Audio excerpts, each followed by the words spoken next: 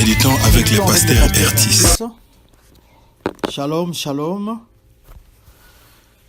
Le lecteur de la Bible 2019 nous propose Jérémie 2, 1 à 19. Prions d'abord. Père Tout-Puissant, toi le Dieu d'amour, nous bénissons ton nom, car tu es incomparable, tu es merveilleux. Nous venons à toi t'écouter encore en ce moment, parce que ta parole est vie. Sois béni à jamais par Jésus-Christ. Amen. La partie que nous allons exploiter tout à l'heure nous parle de la plainte de Dieu contre Israël, contre Juda.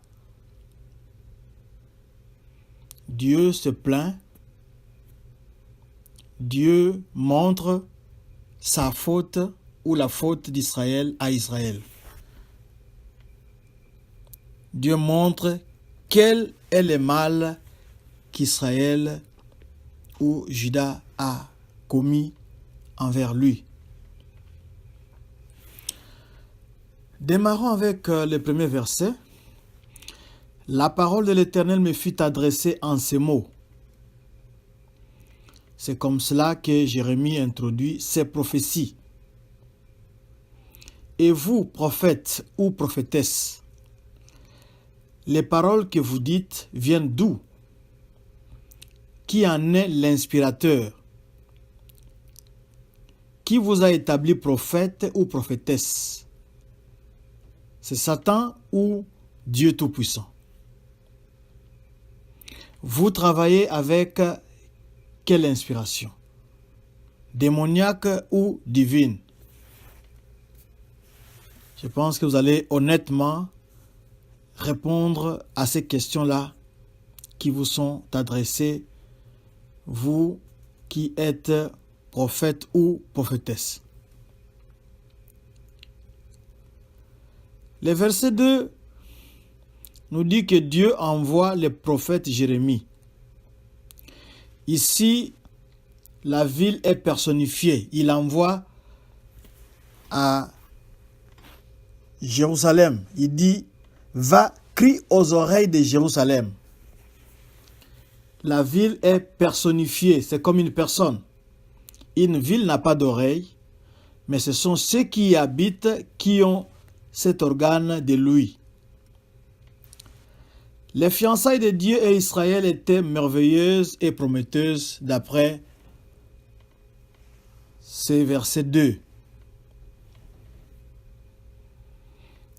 Et au verset 3, tous ceux qui cherchaient noise, tous ceux qui cherchaient des problèmes à la fiancée de Dieu, voyaient le malheur fondre sur eux.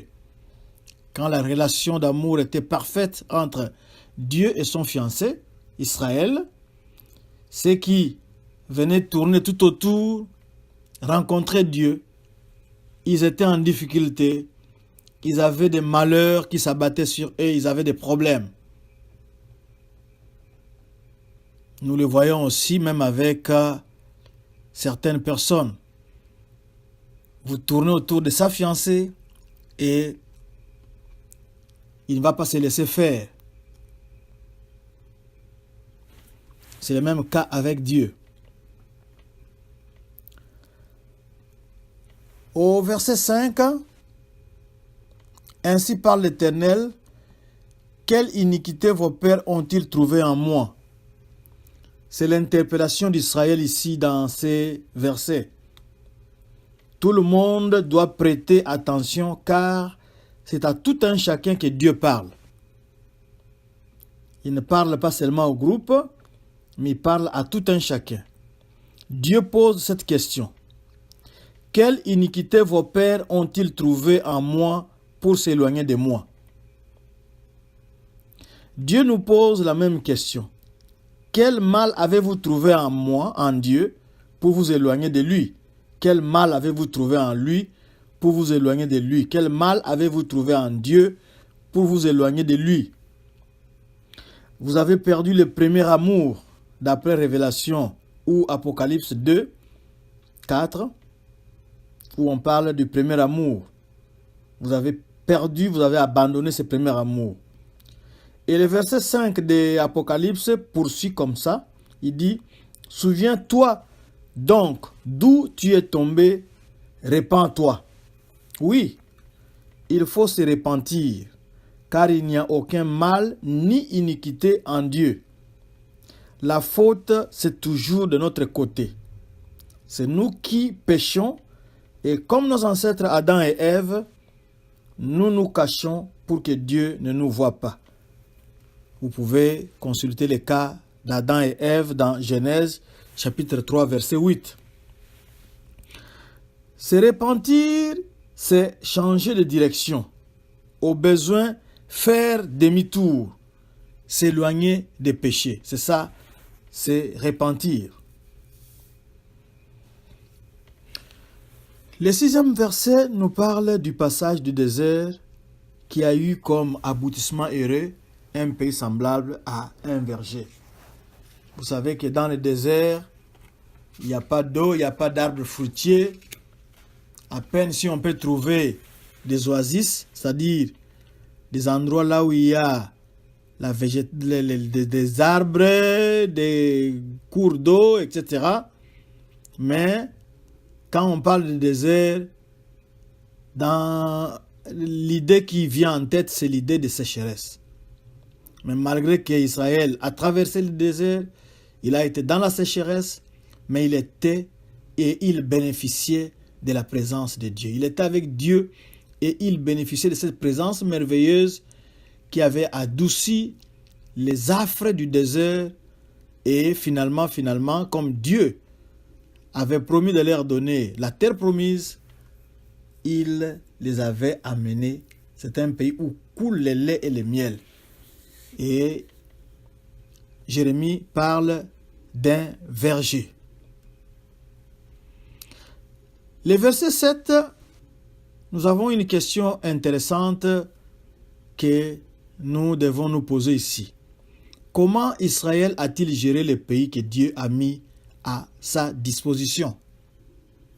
Eh bien, la réponse est claire. Il l'a souillé.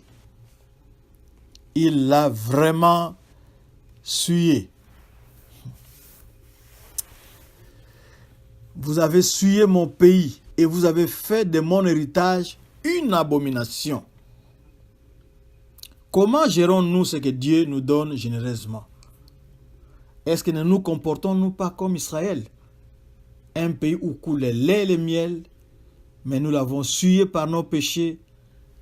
Nous en avons fait une abomination où règne la méchanceté. L'homme préfère tourner le dos à Dieu et aller vers de faux dieux, d'après le verset 8. Surtout avec tous les conseils occultes qui nous entourent, il ne manque pas de nous orienter vers d'autres dieux pour protéger ce que Dieu a donné. Nous voyons Israël ici qui tourne le dos à Dieu. Même les prêtres, les pasteurs, les prophètes qui étaient censés connaître Dieu, non, rien ne venait de ce côté-là. Rien et absolument rien. Les sacrificateurs n'ont pas dit où est l'Éternel. Ça dit qu'ils ne cherchent pas l'Éternel. Tout le monde cherche sa solution, sauf se tourner vers Dieu. Les pasteurs, de la même chose, et les prophètes, au lieu de prophétiser et dire « Ainsi parle l'Éternel », et ils parlaient au nom d'un autre Dieu qu'on nous a donné ici comme Baal. En ce temps-là, les prophètes prophétisaient par Baal, un faux Dieu. Est-ce que ce n'est pas le cas aujourd'hui? Nous voyons que nous avons des prophètes et des prophètes. et ce n'est pas le cas de quelques-uns d'entre eux, pourquoi pas de nombreux d'entre eux, qui prophétisent par une autre inspiration. Mais Dieu invite son peuple à observer les habitants des pays aux alentours, c'est-à-dire au verset 10, Israël est invité à regarder à l'est et à l'ouest pour voir si ces gens-là ont changé de Dieu. Est-ce que même s'ils prient et adorent de faux dieux, les changent-ils? Vous allez à l'est, vous allez à l'ouest, allez-vous trouver un peuple qui a changé de Dieu, même si ces dieux-là ne sont pas des dieux, même si ces dieux-là avec des minuscules ne sont pas des dieux avec des majuscules. C'est comme si nous pouvons continuer notre raisonnement. Dieu, au verset 11, nous pouvons donner l'exemple d'un petit enfant qui a un billet de $100 en main.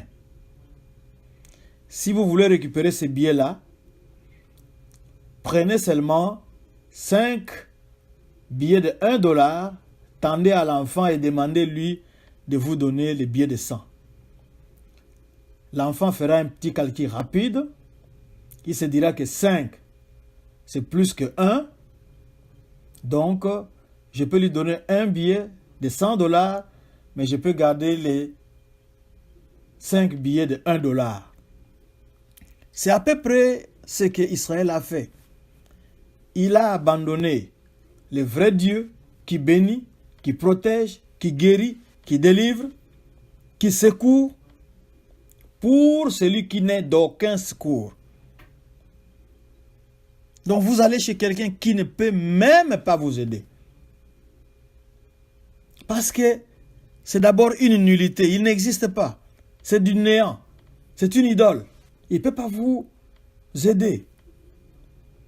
C'est comme ça que le prophète Jérémie va parler de double faute du peuple de Dieu. Au verset 13. Quelle est cette double faute? La première faute, c'est d'abord d'abandonner la source d'eau vive qui donne la vie, c'est-à-dire d'abandonner Dieu. C'est ça la première faute d'Israël. Et la seconde faute, c'est quoi? Vous abandonnez la source d'eau vive, mais vous allez vous creuser. Donc la source est déjà là. Et là, l'eau, il suffit seulement d'aller puiser. Mais non, Israël préfère se creuser des citernes crevassées. C'est-à-dire des citernes qui ne retiennent pas l'eau. Vous avez mis du ciment, le ciment est craquelé, vous mettez de l'eau, l'eau s'échappe. L'eau va maintenant dans la nappe souterraine, l'eau va maintenant dans la terre. Et quand vous voulez puiser de l'eau dans cette citerne-là, vous n'allez rien trouver parce que toute l'eau s'était déjà échappée. C'est-à-dire que en cas de besoin, vous allez à la source, vous allez à votre citerne pour puiser de l'eau. Il n'y a pas d'eau dedans. Il n'y a pas de secours. Tandis que la source d'eau vive, elle est là. Elle ne fait que couler. Elle vous attend. Au verset 16, quelle est la conséquence de l'abandon de Dieu? Israël devient une proie facile qui attire toutes les convoitises. Le pays est ravagé et les habitants du pays auront le sommet du crâne brisé. C'est la désolation et la mort. Israël a abandonné la voie de Dieu, d'après le verset 18, et il est allé chercher du secours en Égypte ou en Assyrie. Il est allé faire des alliances là-bas, dans ces pays-là qui sont pleins d'idoles et de faux dieux. Il fait alliance avec l'Égypte ou avec la Syrie pour que ces deux peuples-là puissent les protéger contre Babylone. Bien sûr, la faute ne restera pas impunie. Le verset 19 nous dit qu'Israël sera châtié. Sa propre méchanceté le châtiera et son infidélité le punira. Ainsi, il pourra se rendre compte de lui-même que c'est une mauvaise chose et amère que d'abandonner l'Éternel, ton Dieu. La grande question que nous devons nous poser ici, Israël est le peuple de Dieu. Mais ce texte nous concerne en tant que nouveau peuple de Dieu, en tant qu'enfants de Dieu. N'abandonnons pas l'Éternel, car c'est une mauvaise chose, c'est une chose amère qui a beaucoup de conséquences néfastes pour nous. L'avez-vous abandonné? Si vous l'avez abandonné, il est temps de faire marche arrière, de faire demi-tour et de revenir sur la voie de Dieu, car il vous attend. Que Dieu vous bénisse. Nous allons prier. Seigneur, j'amène mon frère, j'amène ma sœur, qui s'était égaré, qui avait cherché son propre secours, qui t'avait tourné le dos et était allé vers des idoles, vers le néant, vers des choses vaines, et il t'avait oublié. Maintenant, comme tu le veux, nous venons avec lui devant toi pour que tu les pardonnes, pour que tu les laves, que tu les purifies et que tu les récupères. Merci, comme avec les fils prodiges, le fils prodigue qui était parti, quand il est revenu, tu l'avais lavé, tu lui avais revêtu d'une nouvelle robe et tu lui avais mis un anneau. Sois béni pour ton grand cœur, sois béni pour ce que tu vas faire, comment tu vas transformer sa vie, comment il va marcher dans une nouveauté de vie maintenant qu'il est revenu vers toi. Merci de ne pas le rejeter. Au nom de Jésus, nous avons prié. Amen. www.églisedoxadeo.com. Allez dans Sermons et vous allez trouver cette méditation et d'autres ressources.